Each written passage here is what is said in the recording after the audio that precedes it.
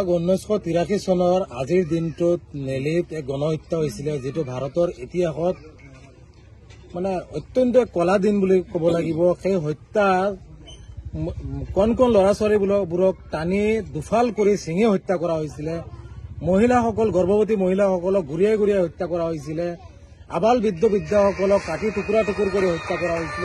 ভয়ানক এক পৰিৱেশ। চৰকাৰী হিচাপ মতে যিটো সংখ্যা আছিল তাতকৈ প্ৰায় ৩-৪ গুণ বেছি, প্ৰায় 5,000 পৰা 10,000 লোকক হত্যা কৰা হৈছিল 6 ঘণ্টাৰ ভিতৰত।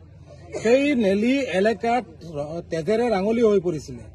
সেই লোকসকলে আজিৰ দিন পৰ্যন্ত ন্যায় পোৱা নাই।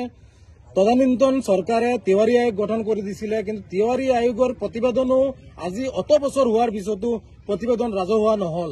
অৰ্থাৎ এটা কথা প্ৰমাণ হয় যে তিৱাৰী আয়োগৰ প্ৰতিবেদন ৰাজহুৱা হোৱাৰ লগে লগে বহু দুষ্কৃতিকাৰীৰ নাম পোহৰলৈ আহিব, যাৰ বাবে তিৱাৰী আয়োগৰ প্ৰতিবেদন ৰাজহুৱা হোৱা নাই আৰু নিৰীহ লোকসকল আজিৰ দিন পৰ্যন্ত ন্যায়ৰ পৰা বঞ্চিত হৈছে।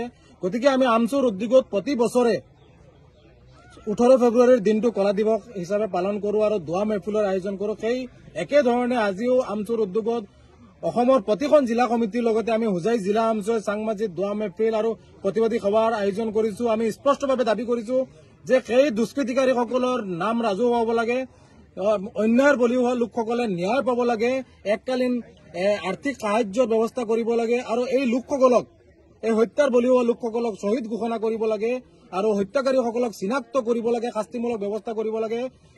এই দাবীৰে আমি প্ৰতিবাদী সভা আয়োজন কৰিছো আৰু আমাৰ দাবীসমূহ যদি নামানে আগন্তুক দিনত ইয়াতকৈ ভয়ানকভাৱে প্ৰতিবাদী কাৰ্যসূচী আমি কৰি যাম, কলা দিৱস পালন কৰি যাম। গতিকে স্পষ্টভাৱে দাবী জনাইছো যে এই দুষ্কৃতিকাৰীক চিনাক্ত কৰিব লাগে, নিৰীহ লোকসকল, হত্যাৰ বলি হোৱা লোকসকলে ন্যায় পাব লাগে।